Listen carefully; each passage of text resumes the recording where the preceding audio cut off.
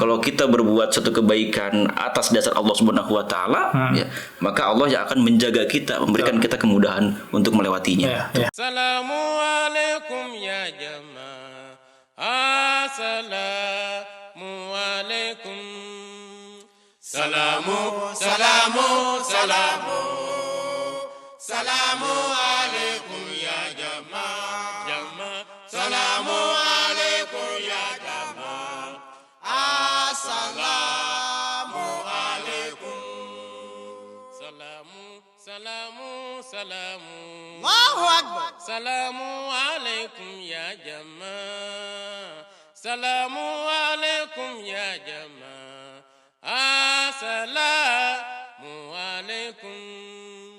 Assalamualaikum warahmatullahi wabarakatuh. Assalamualaikum. Sobat Islamku keren di rumah.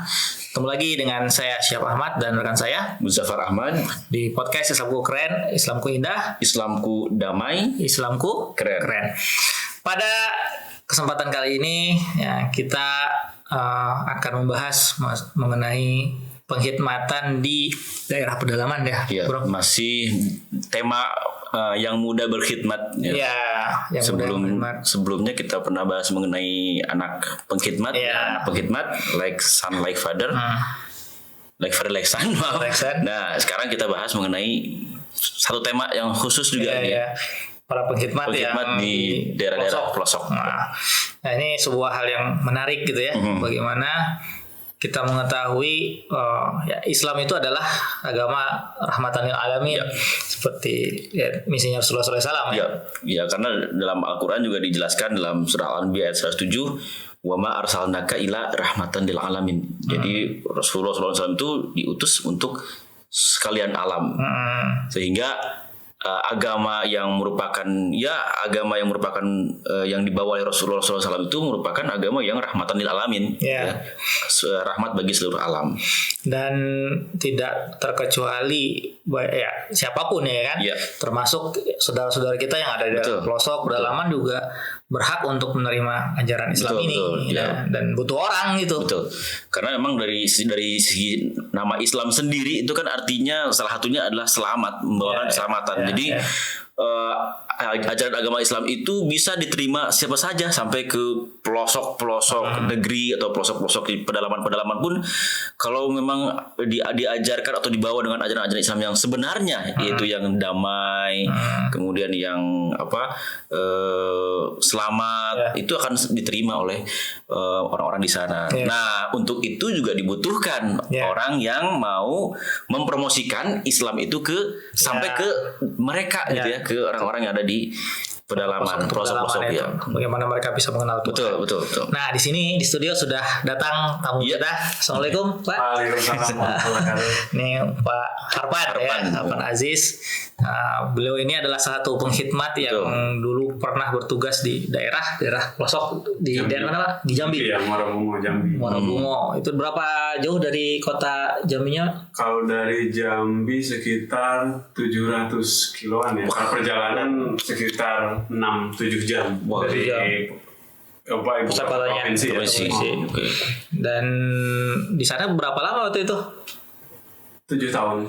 Tugas 7 tahun di sana. 2011 sampai 2017. Masya Allah, luar biasa sekali. Itu aksesnya dari Jambi ke Muarabungo tuh bagus atau bagaimana?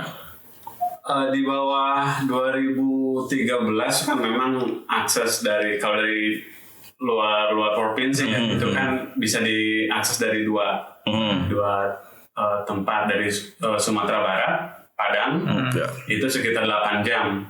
Kalau dari Jambi kota itu sekitar 7 jam, 6 jam, 7 jam. Kalau pesawat kan ke Jakarta, misalkan Jakarta ke sana ya ke Jambi kota dari pesawat, kemudian naik travel. Travel itu ya sekitar makan waktu 6 sampai 7 jam kalau dari Jambi. Kalau dari biasa. Kalau dari Padang di Sumatera Barat itu 8 jam lah naik travel. Jadi emang walaupun dia masuk provinsi Jambi tapi ada di ujung barat. Jadi emang perbatasan Jambi Sumatera Barat. Bisa diterangin sedikit itu daerahnya seperti apa sih? Ya perjalanan ke sana apa, terus suasana di sananya gitu ya. Itu gimana itu? Ya, pada umumnya ya daerah-daerah di Sumatera itu kan masih banyak hutan ya, kemudian juga ya perkebunan. Di sana sebetulnya kalau untuk perusahaan-perusahaan kan ada perusahaan batu bara, makanya daerahnya termasuk panas, hawanya itu panas. Kemudian perkebunan sawit ya, kemudian karet ya, di sana memang jadi komoditas utama dan penghasilan daerah itu dari 3 sumber itu, sawit, karet, batu bara. Ya, karena banyak perusahaan, banyak lahan kosong, makanya masyarakatnya itu terkumpul dari homogen ya, banyak orang pendatang pun yang mengikuti trans ya. Nah, itu bisa dibilang mungkin mayoritas ya penduduknya itu. Karena trans itu kan macam-macam, itu banyak kampung-kampung trans itu yang memang dibentuk oleh pemerintah itu untuk yang menghidupkan sumber daya alam di sana, memanfaatkan sumber daya alam juga untuk menghidupkan daerah ya. Nah, di atas 2013 itu sebetulnya udah lebih baik lah kondisinya, itu lebih maju karena kebetulan Muara Bungo ini pun menjadi satu usulan yang menjadi provinsi baru sebetulnya. Walaupun memang belum sampai sekarang belum terrealisasi itu, tapi sudah ada banyak isu yang mengatakan bahwa akan menjadi provinsi Jambi Barat, dan ibu kotanya adalah Muara Bungo. Oleh karena itu maka jadi pusat proyek ya, strategis. Makanya di antara selain di Jambi Kota, bandara juga ada. Bandara ada juga di Muara Bungo itu. Dan kebetulan dari lokasi saya tinggal, saya tinggal di kota. Kalau domisili di kota sebetulnya, di perumahan Ratu Kaila Indah. Satu jalur ya dengan Pemda ya. Tinggal sendiri ya, perkantoran pemerintah daerah semua di situ. Kita tinggal di salah satu perumahannya di. Oke. Kalau tadi kan kita mendengar ya, Bro, mayoritas itu banyakan pendatang yang trans gitu. Tapi ada suku yang memang asli di sana gitu? Ya, kalau untuk di Sumatera Selatan, Jambi itu kan terkenal dengan ada suku anak dalam yang memang dikatakan katanya ya warga penghuni hutan Sumatera ya, selain suku Sakai di Riau. Nah, di Palembang, Jambi itu terkenal suku anak dalam. Oke. Tapi kita tahan dulu ya. Untuk suku anak dalam nanti kita korek-korek lagi lah. Kita akan masuk dulu ke ada apa nih? Testimoni ya mengenai pengalaman kali ke daerah. Pertama itu daerah ya. Nanti mungkin juga Pak Harpan bisa sedikit menceritakan juga pertama kali ke daerah gimana. Itu dari Maulana Ibnu Umar ya, balik kita yang tugas di mana sekarang? Kampung Anam, Kalimantan Barat. Ya. Bisa kita dengar dulu. Ketika lulus jamiah gitu ya. Ketika lulus jamiah memang sebelumnya ketika sebelum di wisuda itu sudah ada mimpi sebenarnya, Pak. Mimpi saya itu memang hutan gitu ya, tapi belum didapat surat SK-nya kemana gitu. Tapi gambaran di dalam mimpi saya itu ya nggak tahu kenapa tiba-tiba saya mimpi sebelum wisuda itu dapat mimpi saya ada di sebuah hutan gitu.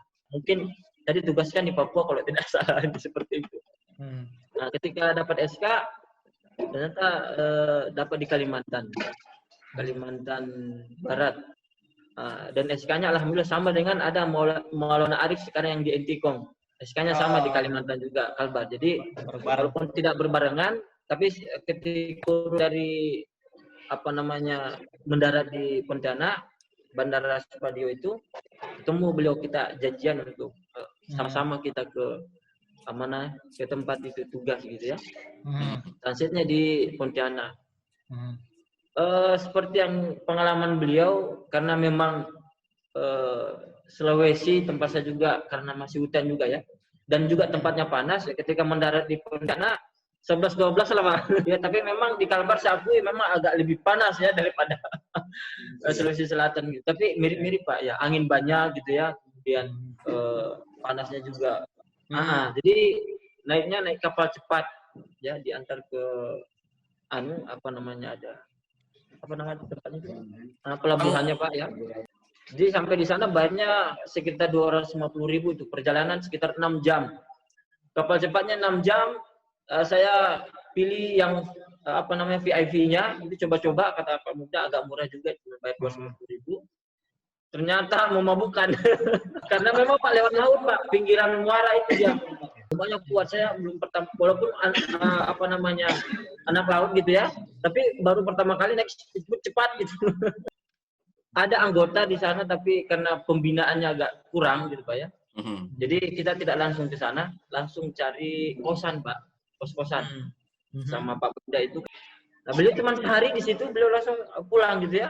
Jadi saya langsung ditaruh gitu Pak. Pokoknya beliau sudah tahu bahwa saya di sini saja. Nah, Bapak terserah mau ngapain katanya. Berekspresi. Ya. Nah, ini itu hasil wawancara kita ya. Iya. Saya ingat tempat beliau tugas ini juga karena saya pernah di sana juga kan. Pernah main sekali ke tempat beliau itu di Ketapang itu. Dari Pontianak memang lumayan jauh itu. Jadi sebenarnya kalau dibilang pulau juga bukan terlalu di ujung Kalimantan ya. Iya. Jadi dari kota Pontianak kan sungai keluar dulu lewat laut nanti baru masuk lagi gitu. Itu perjalanannya di pinggiran aja. Itu kalau lewat darat bisa cuma jauh sekali terus jalanannya nggak bagus gitu kan. Jadi banyak yang lewat transportasi air gitu. Ya kalau speedboat tadi itu bisa 5 jam. Kalau saya pernah naik kapal angkutan disediakan oleh Pelni itu 12 jam itu. Motor naik 12 jam perjalanan ya kita tidur itu di kapal kan. Nah, dan dari turun kapal juga nggak langsung sampai, masih naik sepeda motor lagi itu 100 km lagi itu. Masya Allah. Luar biasa itu. Ini ya tadi akses jalan di luar Jawa itu luar biasa. Itu lihat pengalamannya ya begitu pertama kali kan.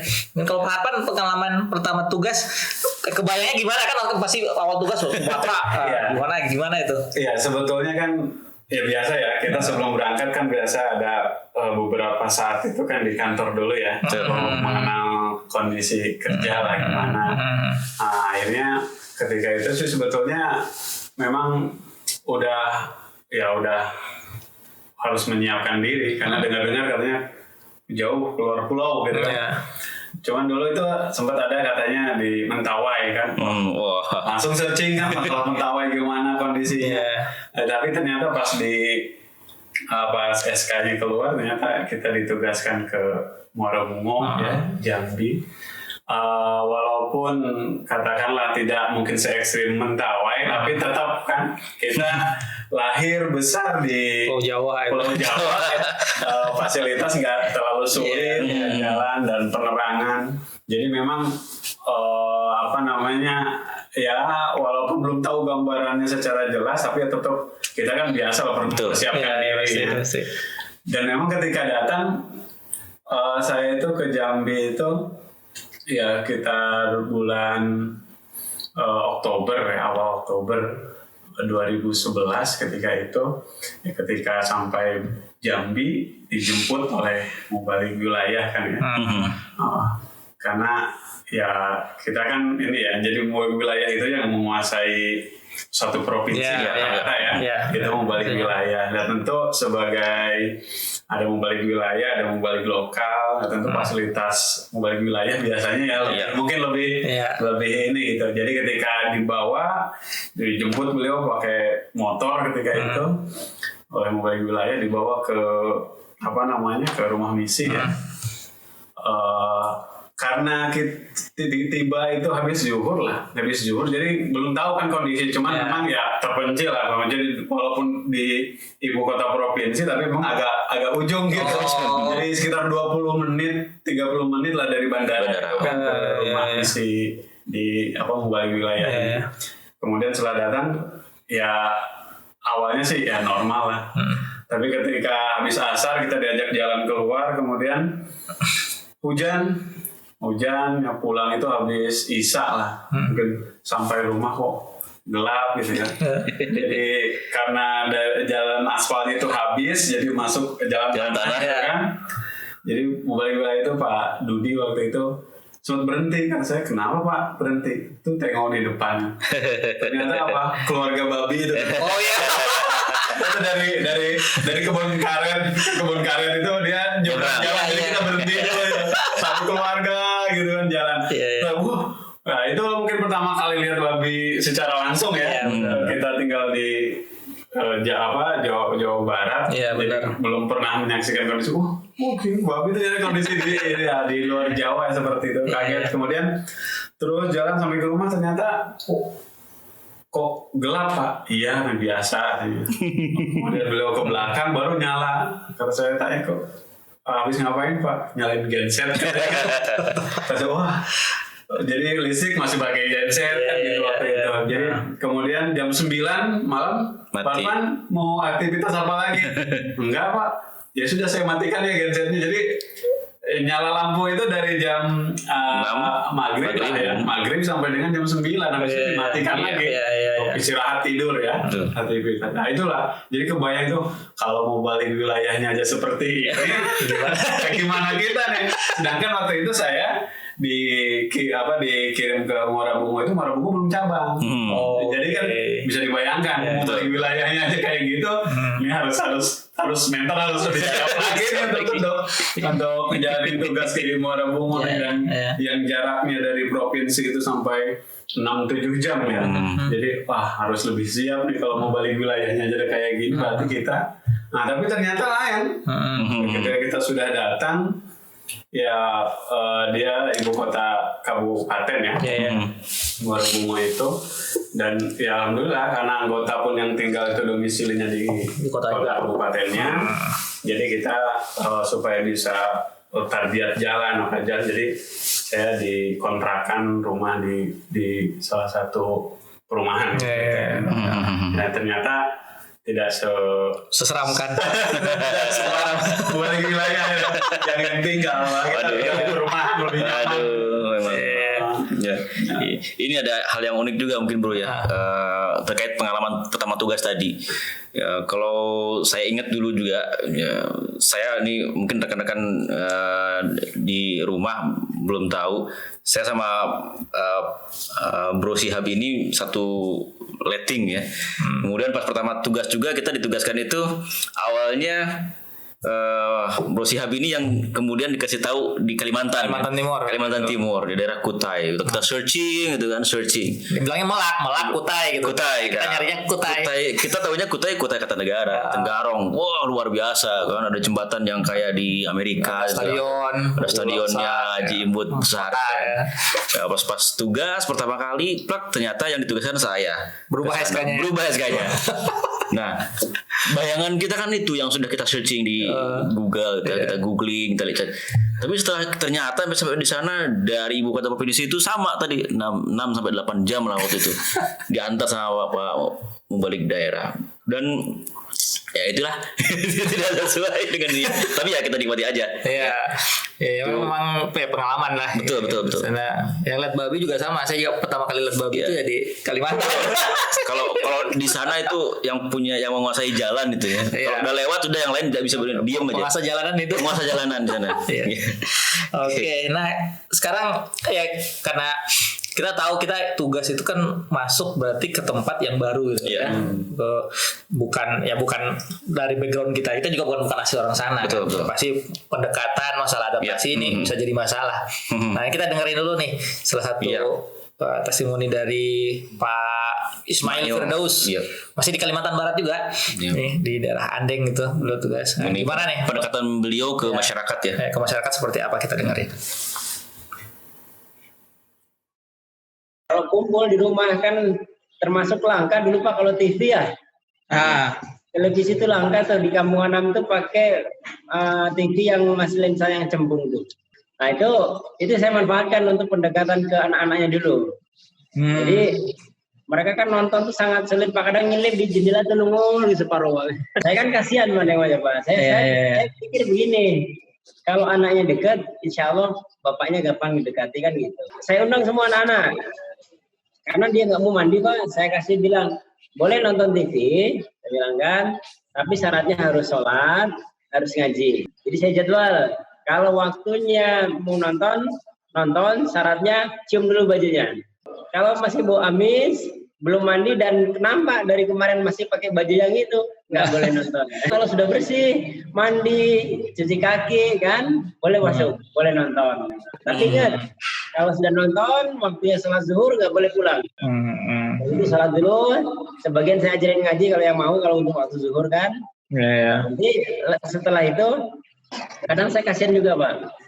Nengok anak-anak ini kelihatannya lapar, belum makan gitu ya. Dan waktu itu saya diperkenalkan juga dengan masakan ini, sayuran yang unik di Kalimantan Barat tuh, di Kampung Anam tuh pakis. Jadi habis zuhur, ya kan, cari sayur dulu ya. Mereka cari semua, sebentar aja kan di belakang rumah namanya hutannya. Iya banyak. Dulu nggak seperti sekarang. Buahnya itu bawa, saya sayurkan kan, saya potong-potong. Kalau ketemu nggak tahu tuh potong-potong aja tuh, potong-potong kan. Jadi yang keras yang lembut jadi satu itu. Tapi dengan cara itu saya perhatikan anak-anak tuh seneng Pak. Anak-anak seneng boleh nonton dan saya pun berhasil bisa menerapkan tadi itu disiplin mandi ya kan, ganti baju. Tidur bahkan saya aja waktu itu istri kan belum ikut tugas Pak awal-awal. Karena waktu masih persalinan kan. Jadi tinggal di situ, makan di situ, mandi di situ, tapi sholat ngajinya nggak ketinggalan. Nah, itu satu trik ya, cara untuk bisa beradaptasi dengan masyarakat. Dan luar biasa. Ininya pendekatannya. Betul. Dan memang banyak cara yang diambil oleh ya pengkhidmat yang ada di pedalaman itu ya, selain kepada anak-anak juga ada yang melalui olahraga dan lain sebagainya. Nah, itulah cara yang digunakan. Kalau kita memberikan pendekatan dengan kekerasan atau yang tidak simpatik dengan masyarakat, apalagi kita di tempat yang baru, tempat yang jauh dari mana-mana, maka tidak akan bisa kita menyebarkan ajaran Islam yang luar biasa ini ke masyarakat yang ada di pedalaman atau di pelosok. Pelosok dulu juga saya ingat waktu di Kalimantan itu kalau saya pendekatan di rumah itu saya buat macam perpustakaan, di buku-buku gitu kan. Kebetulan saya ada koleksi itu, saya minta juga beberapa orang teman. Udah mereka datang sebaca, walaupun mereka nggak bisa baca itu. Saya lihat kan dari mobil karena baca gambarnya itu. Mereka kayak bersenandung tuh baca, saya lihat kok beda, terus rupanya mereka mengarang indah itu dari apa yang dibaca. Tapi dengan itu alhamdulillah ke orang tuanya ke ini bisa dekat gitu kita adaptasinya. Nah, mungkin Pak Harpan punya cerita sendiri juga tuh gimana beradaptasi tuh dengan apalagi suka anak dalam lah. Nah ini baru sekarang kita bahas nih anak dalam nih. Nah gimana bisa beradaptasi dengan mereka gitu. Iya, kalau untuk di lingkungan di perumahan ya, karena kebetulan waktu awal tugas itu 2011 ya, waktu itu di depan perumahan itu ada masjid umum ya, cuman belum selesai itu dibangun tuh, baru sudah tegak, sudah pasang dinding, tapi memang belum digunakan untuk sholat ya. Nah karena ketika perkenalan ke RT, ke RW itu kita memperkenalkan diri kita ada sebagai mubalik, kita bikin sebagai ustaz. Jadi ketika itu saya langsung didekati. Karena Jambi ini waktu 2011 dulu itu urutan nomor 5 buta Al-Quran anak-anaknya itu. Nah, jadi memang urutan nasional ya, urutan nomor 5 buta Al-Quran. Jadi memang ketika ada ustaz, ada mubalik, jadi memang menjadi salah satu sarana yang ketika itu alhamdulillah. Jadi ada memang di masjid itu sudah berjalan gitu, ada sekitar 30 sampai 40 orang anak-anak lingkungan sekitar yang ngaji tiap habis asar. Nah, ketika saya memperkenalkan diri sebagai mubalik, sebagai ustaz, maka saya pun diajak untuk terlibat dan dari situ mulailah dengan lingkungan itu mulai akrab dan familiar. Nah, cuman di atas 2015 memang punya pengalaman yang lebih yang lebih seru ya. Dunia pengkhidmatan penyebaran Islam ketika itu diawali oleh bencana sebetulnya. Diawali oleh bencana Indonesia waktu itu sempat ditegur oleh Malaysia gara-gara asap. Oh iya, kebakaran hutan ya. Hutan. Yang paling besar Jambi pun termasuk yang penyebaran api yang cukup. Sumatera Kalimantan kan waktu itu. Iya, dua api yang termasuk banyak. Nah 2015 itu ada bencana kebakaran hutan yang cukup masif ya, banyak di mana-mana. Nah ada salah satu anggota kita yang sedang buka lahan terdampak kebakaran hutan ini. Jadi sawit-sawit yang baru ditanam itu kebakar. Nah, awalnya mengunjungi anggota, tapi ternyata anggota kita ini punya akses ke suku anak dalam. Jadi dia sudah dianggap kolup. Apa kolup itu? Anak angkat lah gitu ya, sama kepala sukunya bahkan. Yaitu namanya Menggung Malerang waktu itu.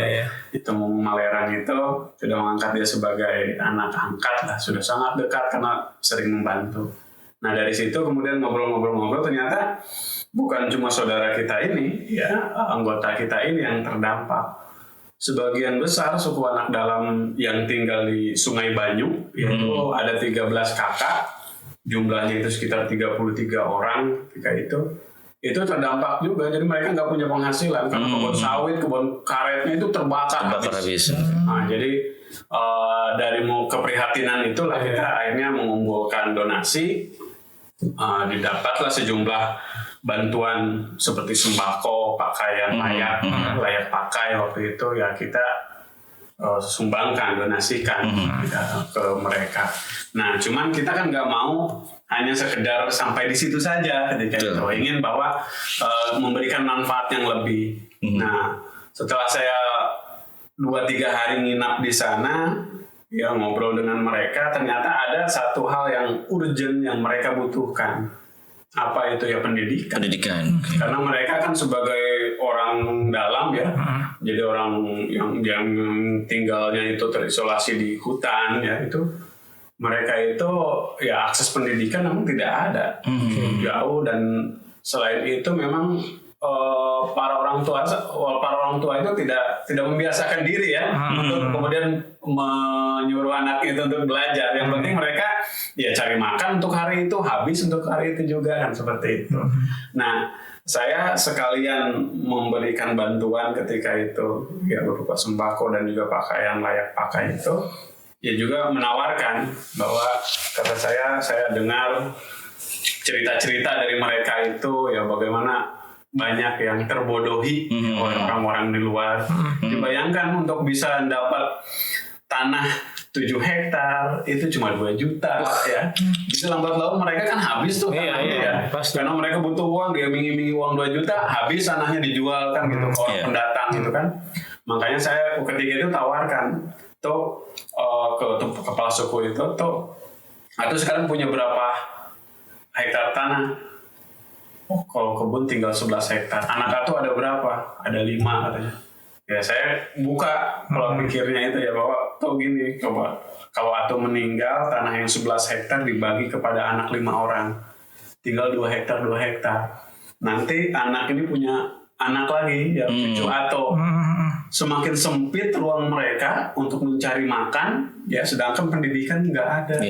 Nanti akan kalau atu sekarang dengan 11 hektar tanah saja hidup masih sulit, bagaimana nanti dengan anak-anak yang tanpa pendidikan tinggal tanah yang terbatas kan gitu kan.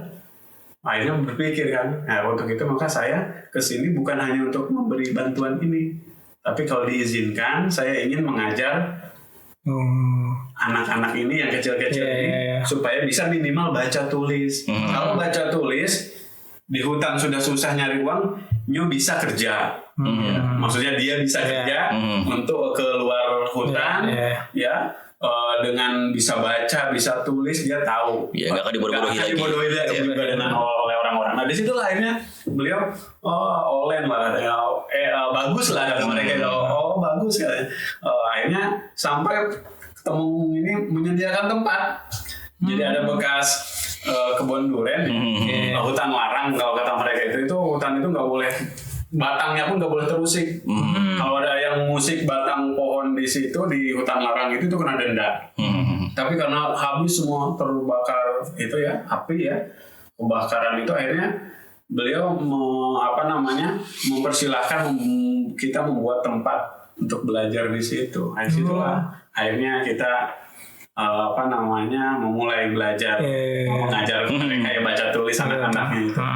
Cuman memang karena walaupun kepala sukunya sudah terbuka pikirannya itu dan mempersilahkan bahkan mendukung dengan menyediakan tempat, tapi ternyata tidak lantas membuat semuanya setuju.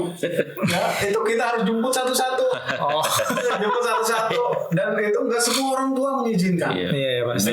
Kendalanya yang paling sulit merubah pola pikir. Ya, pola pikirnya itu. Lucunya seperti ini, mereka itu punya pola pikir gini. Untuk apa kau kerja? Untuk apa kau belajar? Tapi kalau kau lah belajar, kau lah pandai, kau nanti bodohi orang. jadi ada satu mindset yang berbeda ya. Jadi mereka itu berpikir bahwa kalau kita udah pandai, kita akan membodohi orang. Sebenarnya mereka nanti bagus. kau ditangkap lah polisi katanya.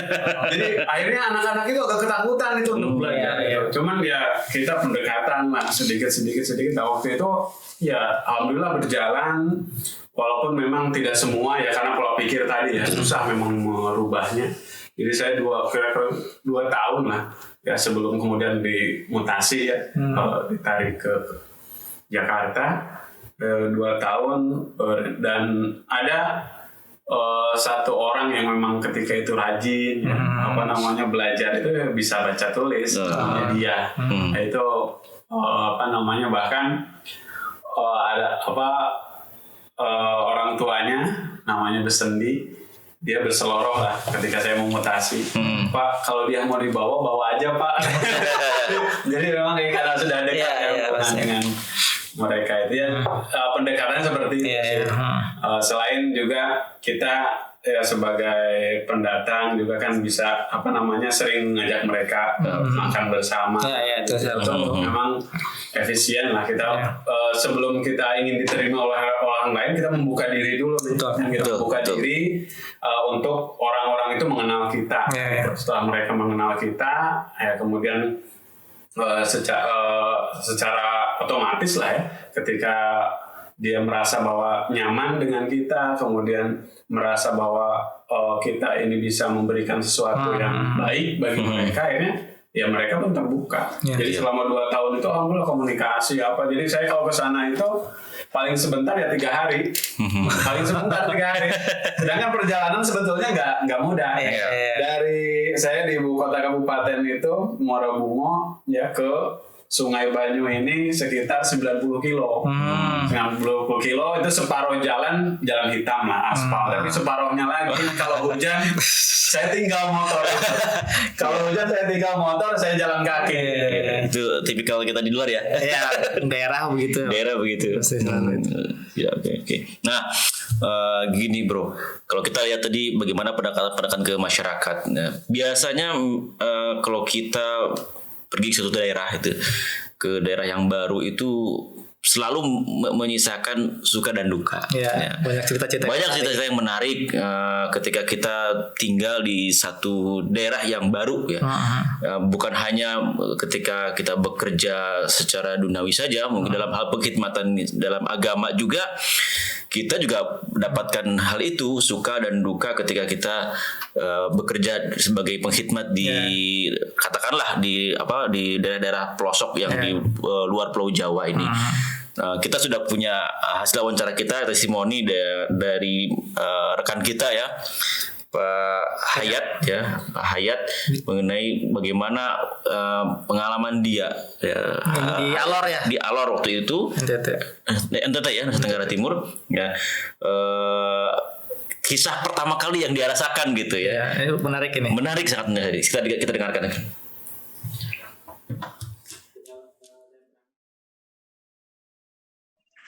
Saya berangkat itu dari Bogor ya, dari Tangerang sampai di sana itu di Kupang, terus sampai Kupang kan diantar sama dengan Pak Mubda kan ke Alor ya, ke Alor. Jadi kita itu nginep di hotel selama 2 hari, tapi hotelnya di timur beda lah, seperti rumah. Pemikiran pertama itu ya memang timur ini ngeri-ngeri lah gitu kan, pertama kan. Tapi memang dibuktikan juga Pak. Jadi ketika sampai di hotel, kita sama Pemuda itu cari pinjam motor ya untuk sewa, mau cari kos-kosan gitu. Nah sudah dapat kos-kosan kontrakan.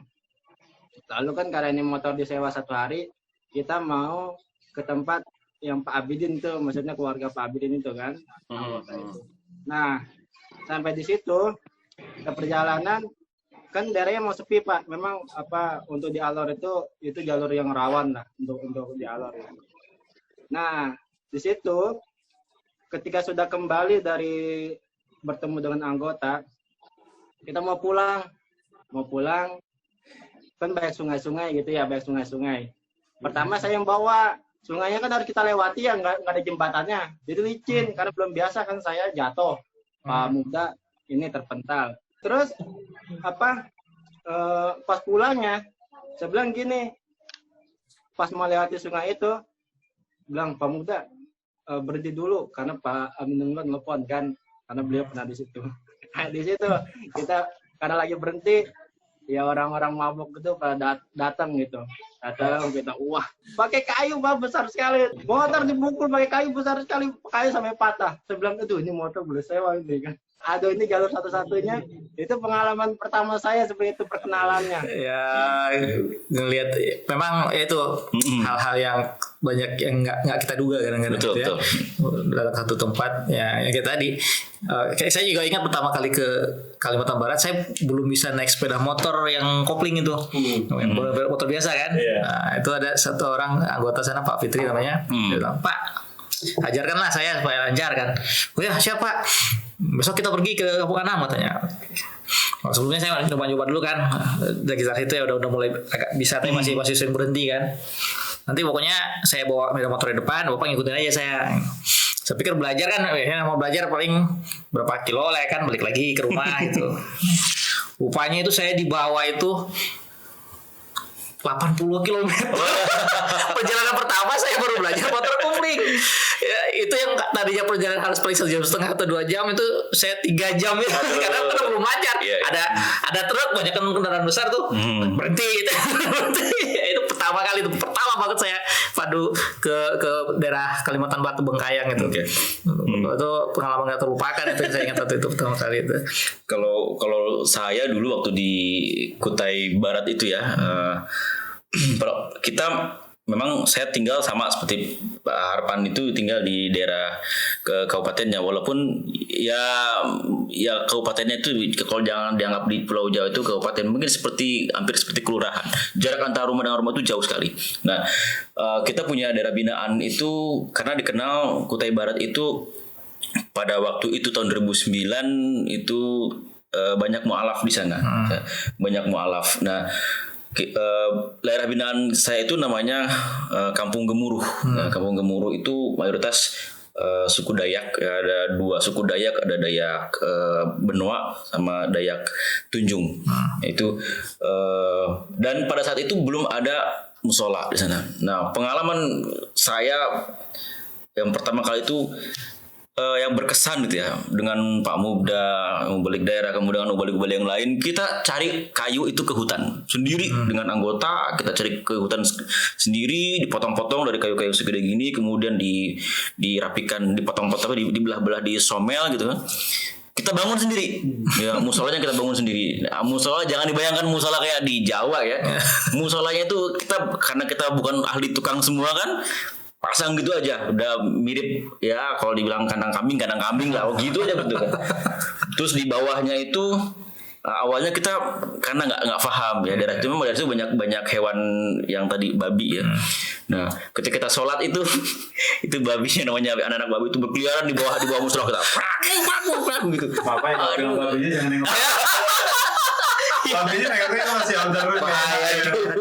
Nah jadi kadang-kadang kita sholat tuh jadi aduh gimana ini ada suara itu, akhirnya kita tutup bawahnya. Nah itu pengalaman yang menarik. Jadi pertama kali tugas kita bangun musola sendiri, musolanya sederhana sekali, tapi di sana kita alhamdulillah ya bisa diterima di masyarakat. Bahkan ada kepala suku di Kampung Gemuruh itu yang bilang ini saudara kami, ini muslim yang saudara kami ya, kami akan terus jaga seperti itu. Itu memang itulah pengalaman yang saya rasa menarik. Selain banyak lagi pengalaman lain, termasuk yang seperti tadi rekan kita Pak Hayat bilang terpental, itu saya berkali-kali terpental karena jalannya emang begitu. Iya, benar. Tanah segala macem ya. Kena lumpur badannya yang udah aneh itu. Kalau Pak Arpan mungkin ada yang cerita menarik ya di akhir ini kita nih diskusi kita, ngobrol kita. Ya itu ya. Tadi kan saya bilang ya bahwa jarak dari tempat tinggal kita ya di Muara Bungo ke Sungai Banyu ini ya, nama daerahnya itu Bulak Kemang, Sungai Banyu itu 90 kilo. 90 itu ya kalau dia bagi dua ini jadi jalan aspal dan jalan tanah. Jadi kalau hujan itu udah kayak naik motor di atas sabun aja, licin lagi. Kayak kebangan itu ya, kayak kebangan babi. Ya, makanya sebelum kesana saya selalu ngontak ya, walaupun memang tidak bisa nelpon langsung karena kan sinyal pun susah. Jadi anggota kita itu HP itu ditaruh di pojokan rumah dia, di pojokan saung dia. Jadi nanti kalau ada SMS masuk, jadi dibacanya nanti sama dia malam gitu, baca gitu. Jadi makanya sebelum saya berangkat ke sana selalu besok hari ini besok mau berangkat hari ini ngabarin dulu Pak, hujan nggak di sana? Kalau dia bilang enggak, ya udah besok saya jalan. Nah waktu itu sudah komunikasi seperti itu, Pak. Saya saya mau ke sana, kondisi lagi hujan nggak? Musim hujan nggak? Oh enggak Pak, kering jalan nggak? Oh oke lah. Karena udah bilang gitu saya positive thinking kan, kita biasa aja. Kebetulan waktu itu bawa keluarga, bawa istri, bawa anak masih sekitar 2 tahunan waktu itu. Ya. Anak yang pertama itu. Jadi kayak biasa kan kalau kita datang ke sana logistik pun kita bawa ya. Bawa mie lah, bawa sarden, bawa susu, kopi untuk kebutuhan kita di sana selama beberapa hari. Jadi setelah awalnya nggak hujan memang, kering, jalan bagus, tapi ketika mau masuk hujan baru kering, baru selesai. Jalan lagi licin-licin. Itu makanya itu licin-licinnya. Itu jatuh dari motor sampai beberapa kali. Susu sampai bocor, susu kalengan itu, susu kaleng yang kental manis itu sampai bocor, mie pada remuk. Udah nggak karuan ya, acak-acakan tuh, ditolong sama warga gitu ya. Kayaknya jalan lagi, jatuh lagi, sampai istri sekitar 7 kiloan lagi untuk sampai ke lokasi itu. Nggak mau naik motor, jalan kaki. Cuman dia sambil gendong anak jalan kaki sekitar 7 kiloan gitu, 7 kiloan lagi, dan tekstur tanahnya kan naik turun bukit namanya juga kan, perbukitan gitu. Dan itu ya saya selalu menghibur ke istri saya bahwa mungkin hari ini kita akan merasa ini sebagai suatu beban, ini sebagai suatu kesulitan bagi kita. Tapi nanti ya setelah kita dalam kondisi yang lain akan melihat bahwa ini sebagai suatu kenangan dan sebagai suatu pelajaran yang berharga. Betul banget. Dan memang ternyata yang dulu kita anggap susah, yang dulu kita anggap sebagai suatu kesulitan, dan ternyata sekarang jadi kenangan indah. Jadi ketika cerita dengan istri gitu ya, dulu gini, kita ketawa, kita senang, kita bersyukur bahwa kita sekarang masih diberikan kesehatan. Ternyata yang paling penting kita merasakan karunia Tuhan, bagaimana perlindungan Dia kepada kita. Dan ketika sudah sampai di sana, itu saya selalu tidur yang paling telat. Kenapa? Karena kan atas bantuan dari orang-orang suku anak dalam itu, kita kan mendirikan musola, kemudian di musola itu 4x6. Cuman yang 3x4 itu dibikin kamar. Jadi saya tidur di situ, ngajar pun di situ, ngajar anak-anak suku anak dalam itu di situ. Tapi kalau malam saya harus begadang karena apa? Karena ya lipan kayak gitu kan. Dan listrik pun tidak ada ya. Listrik tidak ada. Kalau sekarang itu kan udah mudah ya. Saya pun sudah mempraktekkan misalkan lampu emergency. Jadi dari aki motor. Jadi lebih ada membantu lah ya. Cuman memang kalau binatang kan nggak bisa gitu. Betul. Nah itu kalau normal, kalau musim normal ya paling ya di jalan itu ular. Kalau di tempat kita tidur lipan, itu makanya kita harus hati-hati lah gitu begadang. Tapi ada juga beberapa bulan yang memang harus lebih waspada lagi. Itu ada sekitar biasanya masuk bulan Juni itu ada ibaratnya beruang kawin ya.